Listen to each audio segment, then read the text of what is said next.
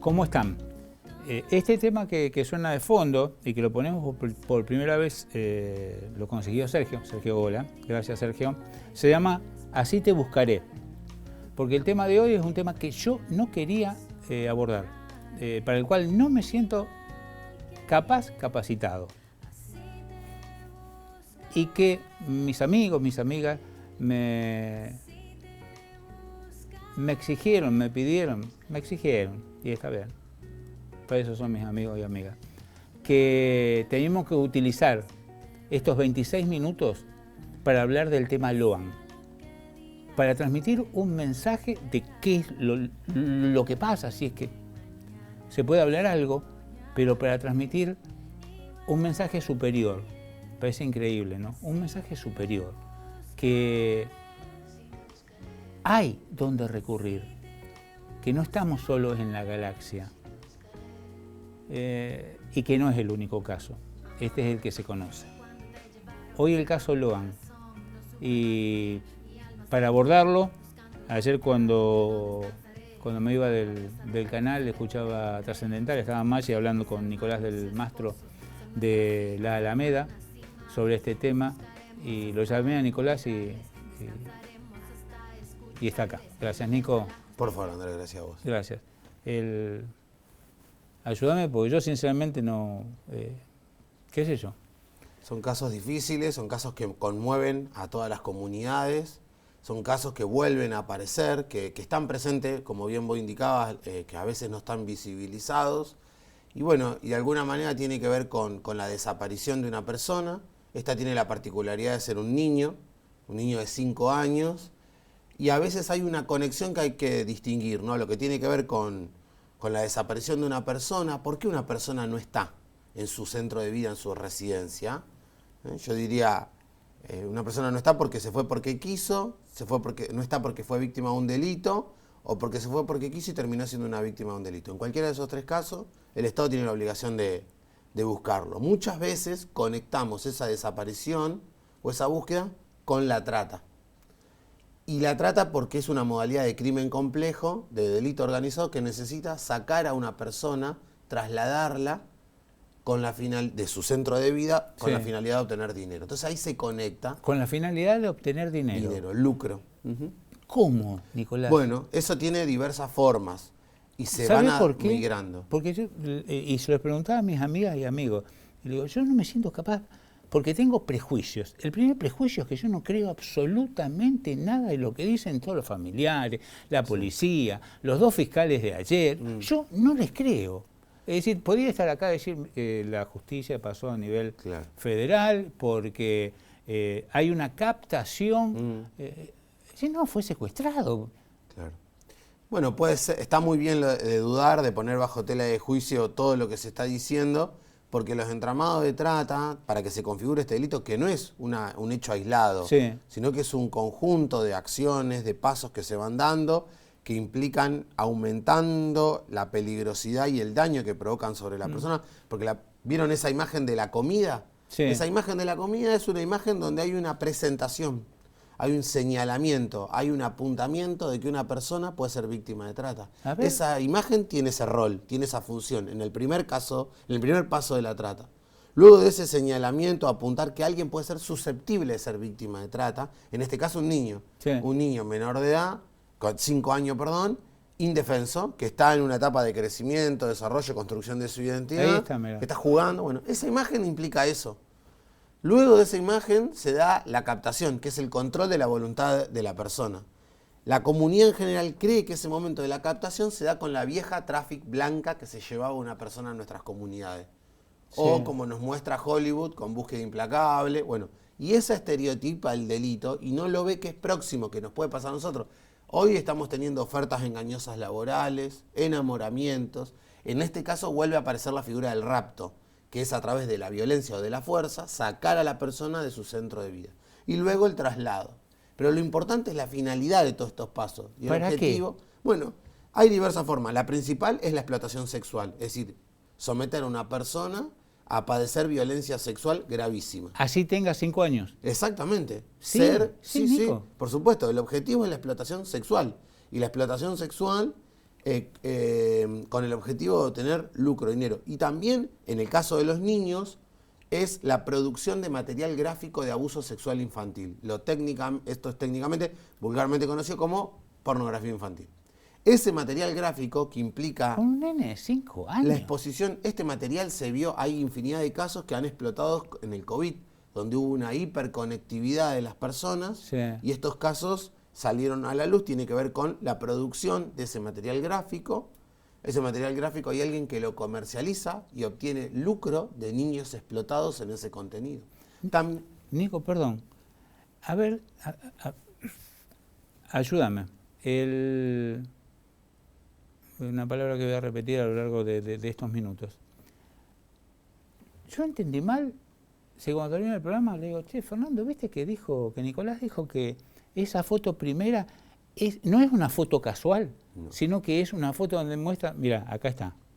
¿Es cierto? Sí, ¿entendí bien? Sí, sí. Esto a veces ocurre... No te lo puedo creer. Bueno, a ver, tiene que ver con que ahí hay una logística, una organización.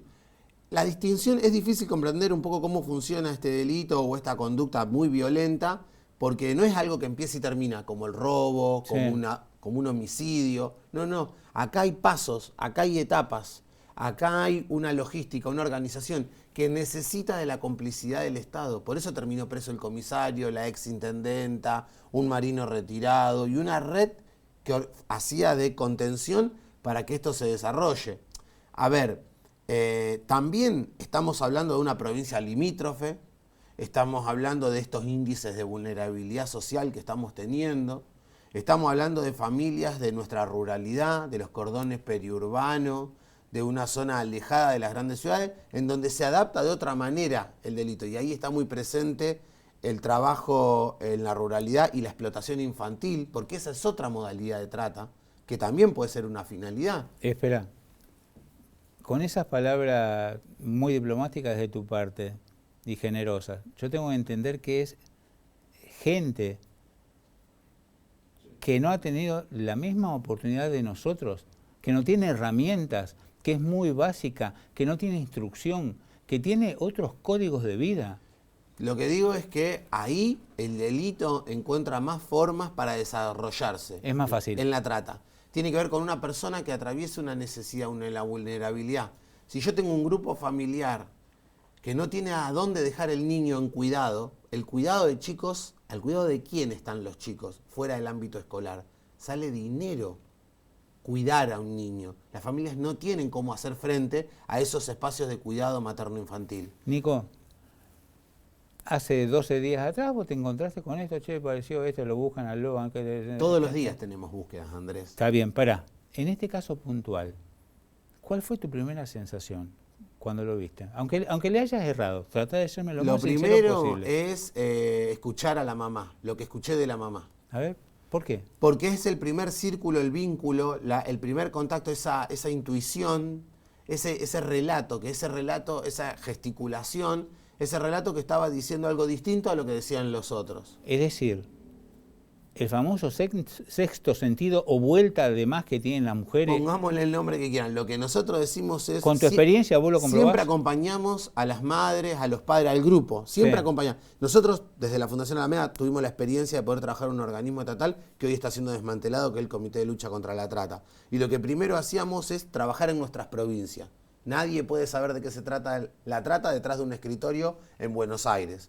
O creyendo que la trata es lo que pasa en Centroamérica con México. No, eso es otra película, están viendo otra realidad. Para trabajar estos temas hay que estar en las provincias, conocer nuestras economías locales, conocer cómo vive una familia que vive del horno de ladrillo, de la producción de cítrico, del extractivismo, que vive en el trabajo temporario discontinuo, que vive en estos contextos. Entonces, vivir y ver ahí cómo... Ese primer relato decía que alguien se lo llevó. Bueno, nosotros empezamos a ver que acá se empezó a hacer todo mal. ¿Por qué? Porque la policía local era la que investigaba, porque la mamá tenía otro relato, porque la alerta Sofía, que es una herramienta que se desconoce, se utilizó mal, la querella se empezó a desdoblar, el pueblo de 9 de julio empezaba a movilizarse a la plaza y el comisario decía que no vayan a la plaza. Nos entretenían con una búsqueda con golosinas y rastrillaje en hectáreas y hectáreas tontas y locas para una zona cuando después terminamos de confirmar que el niño salió para otro lado. La justicia ordinaria local, que no tiene la expertise de protocolos, jurisprudencias, manuales que dan las recomendaciones de cómo se deben implementar estas búsquedas. Por todo eso hicimos una presentación en la justicia federal porque perdimos 200 horas de la primera búsqueda. Yo te leo algo que anoche tomé de las declaraciones. O casualidad, fue antes de la conferencia de prensa de los fiscales. Y dijo Gustavo Vera, de la Alameda, la búsqueda de Loan, a la que hemos asistido millones de personas a través de los medios de comunicación, es un manual de todo lo que no hay que hacer. Exacto, exacto. ¿Pero está hecho a propósito o por ignorancia o por una mezcla? Yo creo que hay un poco y un poco. Es decir, hay una falta de capacidad de fortalecer las instancias locales de qué es el delito de trata. Ese es el trabajo que hacíamos. Para eso necesitamos una comunidad que sepa de qué se trata la trata y que sus organismos más sencillos, así sea un inspector de tránsito, sepa que el no control de un adulto responsable que tiene que llevar un chico en el auto. A veces controlamos... ¿Para qué yo quiero que un control de tránsito me controle fierros? O un bien mueble. ¿Para qué me sirve? Me piden el control, me piden la BTV, está bárbaro, me piden el seguro y me piden el documento de los chicos. Lo más preciado que tiene una comunidad que es eso, sus miembros. ¿Vos sabés que jamás no tenemos una mirada? Nosotros Andrés, yo hice infinidad de capacitaciones de habitualmente yo hago el trayecto San Lorenzo Bermúdez o San Lorenzo Rosario, incluso hemos ido al circo más lejos, andino, demás, con mis dos sobrinos nietos que tienen 8 y 6 años. Jamás me pidieron documentos. Sí, el seguro, la tarjeta verde, el azul y el carnet de conductor. Claro. Tenés razón. Es que eso es esencial. Acá no hubo retenes, no hubo control. A nosotros nos han pasado, recuerdo, puedo contarte infinidad de casos que fueron positivas las búsquedas. El último que recuerdo fue un caso en Tartagal, un bebé que no llegaba a horas de nacimiento, se lo habían llevado del hospital. En Tartagal, una comunidad originaria, una familia que no hablaba ni siquiera castellano. Nosotros decimos, hicimos controles, bloqueamos la ciudad rápidamente. El niño fue encontrado en un descampado con principio de hipotermia. Pero quiero decir, hay un montón de casos que se resuelven bien, hay una mala reacción, hay un Estado que va de detrás, que se corre, que se achica, que no puede hacer mirar para otro lado. Nosotros encontramos todos los elementos de la trata, estaban presentes desde el momento cero en esta investigación, en este caso, que va a seguir teniendo novedades. Y que en cada provincia se da de una manera distinta. Escúchame, Nico. Hay como una leyenda, no sé, disculpame, capaz que pongo cualquier palabra, vos corregila.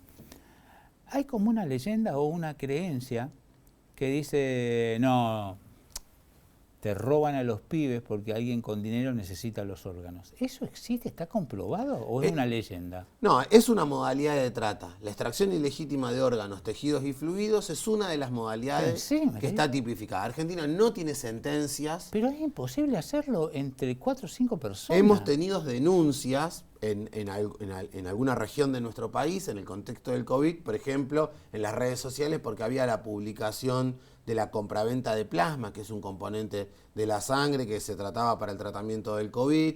Hemos tenido situaciones donde hay jueces que han frenado las donaciones de terceros correctamente. Hemos tenido en Rosario personas, terceros que se presentaban como donantes y ante una entrevista personal correcta que hemos visto que ha hecho la justicia federal en nuestra ciudad, ha detectado que había una transacción que encubría. Nos pasa mucho con la población migrante que viene a la Argentina porque en otros países no hay seguimiento de la población trasplantada. Pero a ver, no es un mito. No es un mito. Hay instancias. Lo que pasa es que es muy difícil, tiene que ver con esta estructura y esta logística, esta organización que requieren estos delitos, pero es importante trabajar. Nosotros desde el Comité de Lucha contra la Trata habíamos desarrollado el primer manual en Argentina que teníamos que empezar a trabajar con todos los equipos para capacitar y bueno, discontinuaron toda esta atención que tiene que ver con ver las nuevas formas de captación y de explotación que estamos teniendo, que va migrando hoy a la virtualidad, hoy a las organizaciones coercitivas, las mal denominadas sectas. Ese es otro tema que está conectado. Escúchame, Nico. Otra de las cosas es que a los niñitos, así como Loan, los secuestran. Esto es una red internacional que actúa por célula. Este se la pasa a aquel no sabe qué hace, se la pasa al otro. Si le erro, vos me corregís. Y termina en alguien que los viola. Está bien, los viola. ¿Cuántas veces? 20 veces los viola. Lo filman, como dije, lo filman. ¿Qué hace? ¿Lo mata después? ¿Lo tira? ¿Qué hace?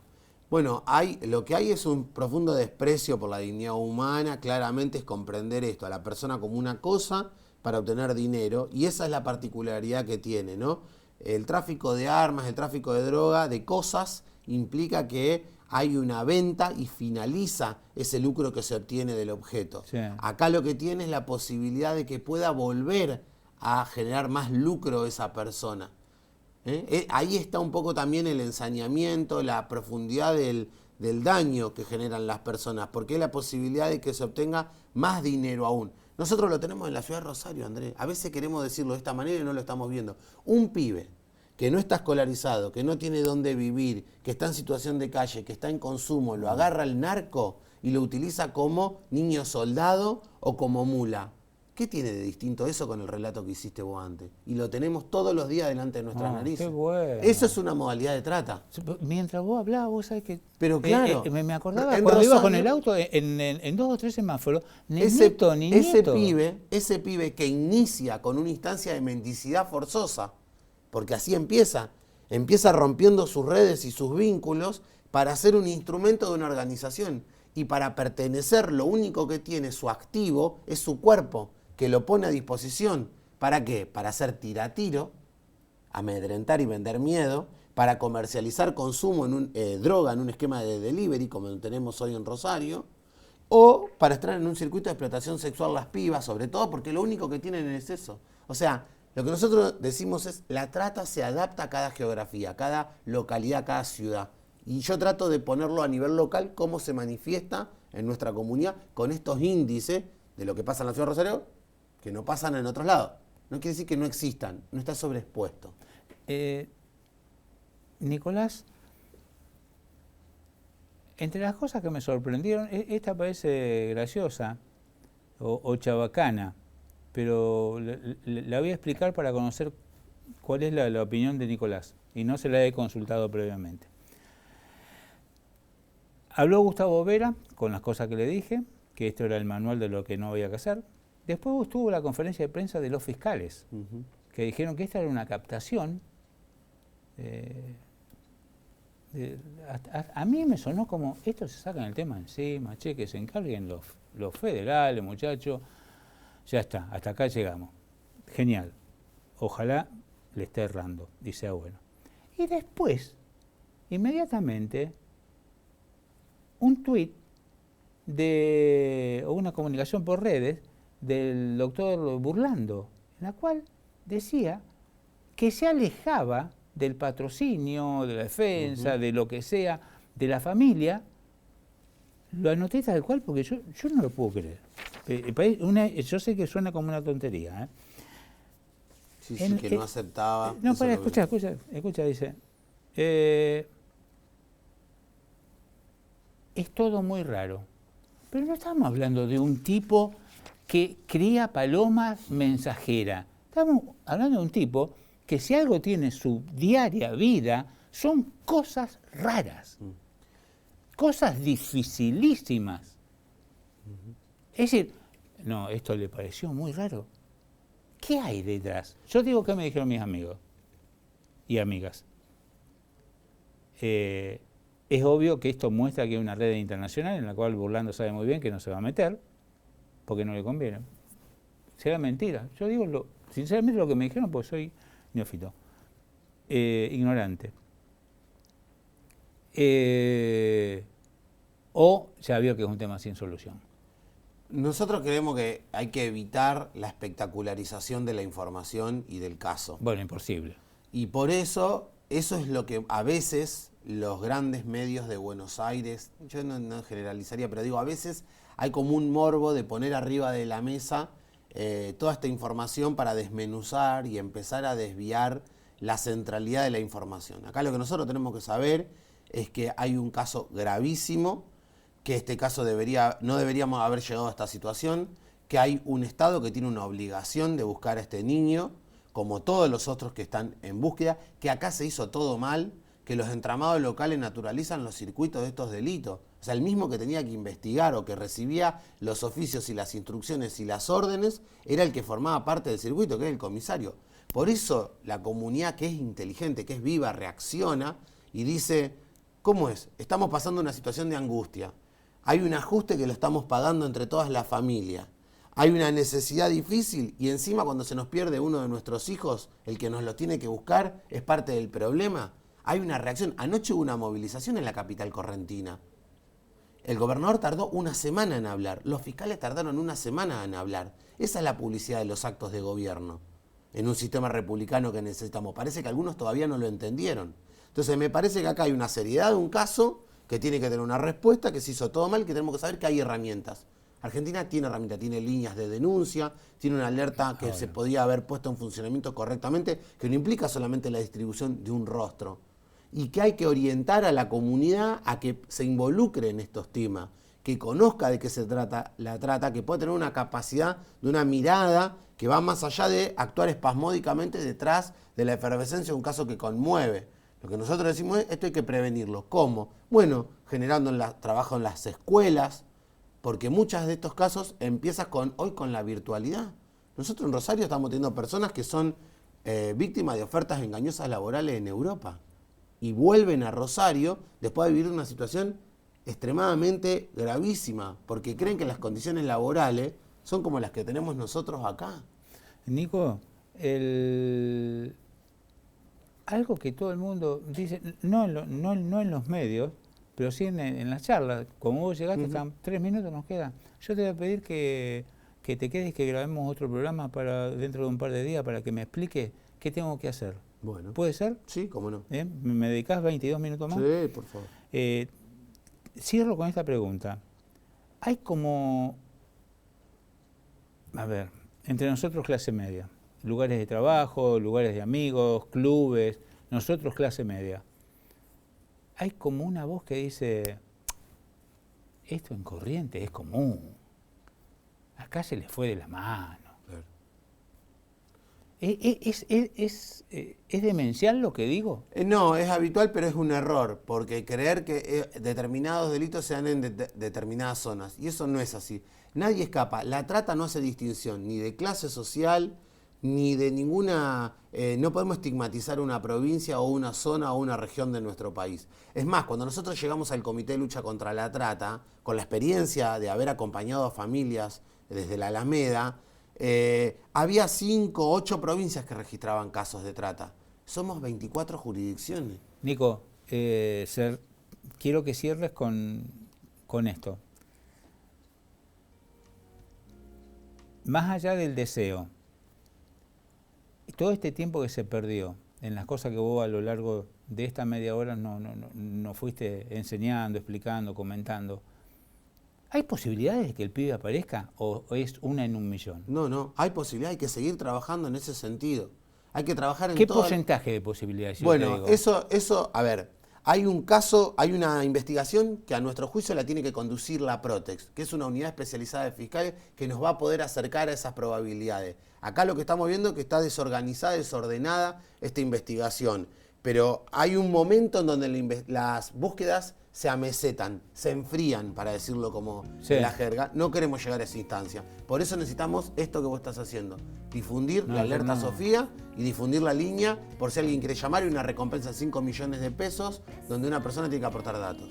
Gracias, Nico. Dejá esa imagen porque me parece la mejor manera de cerrar este programa.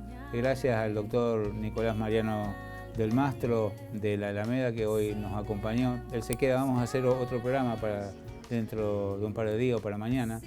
Gracias a mis amigos, a mis amigas que me alentaron a que aborde este tema, y ojalá hayamos podido ayudar en algo. Ojalá, ojalá.